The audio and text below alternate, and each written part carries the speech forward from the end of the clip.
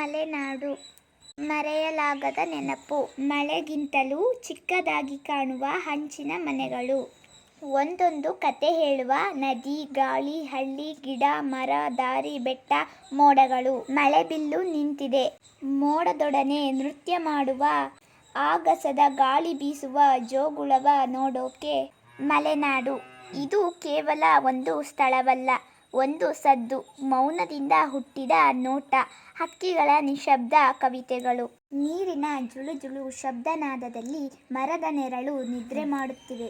ಹಾಸ್ಯವೋ ನಿಜವೋ ಗೊತ್ತಿಲ್ಲ, ಆದರೆ ಮಲೆನಾಡು ಮಳೆ ಬಂತು ಎಂದರೆ ಕವನವಾಗಿ ಬರುವ ಮಳೆಗಳ ಶಬ್ದ, ಹರಿಯೋ ನೀರಿನ ನಗು, ಅಡಗಿರುವ ಗಾಳಿಯ ಸುಗಂಧ, ಅಡಿಕೆ ತೋಟದಲ್ಲಿ ನಡೆದ ಮಾತುಕತೆಗಳು, ಗಾಳಿ ಮರಗಳ ಮುದ್ದಾಟ, ಆಕಾಶದಷ್ಟು ದೊಡ್ಡ ಆತಿಥ್ಯ, ಉಸಿರಾಡುವ ನೆಲದ ಪಾಠ.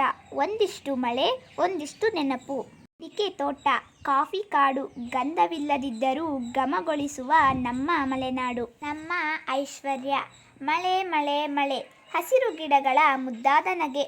ಅಡಿಕೆ, ಭತ್ತ, ರಾಗಿ, ಜೋಳ, ಕಾಫಿ, ತೆಂಗು, ಮೀನು, ಅಡಿವೆ, ಕಡಲಿ, ಏಡಿ. ಮಲೆನಾಡಿನ ಮುತ್ತುಗಳು. ಅಡಿಕೆ ತೋಟದ ನಡುವಿನ ದಾರಿಯ ಮೇಲೆ ಮಳೆ ಬಿದ್ದು ನೆನೆದಷ್ಟು ಜೀವನದ ಮೌನ. ಕೂಗುವ ಹಕ್ಕಿಗಳೆಲ್ಲ ಹೆಸರಿಲ್ಲದ ಕವಿಗಳು. ಮಾತಾಡೋ ಮರಗಳಿಗೆ ವಾತಾವರಣವೇ ವೇದಿಕೆ. ಮರದ ಮೌನಕ್ಕೂ ಕರಗದ ಭಾವವಿದೆ.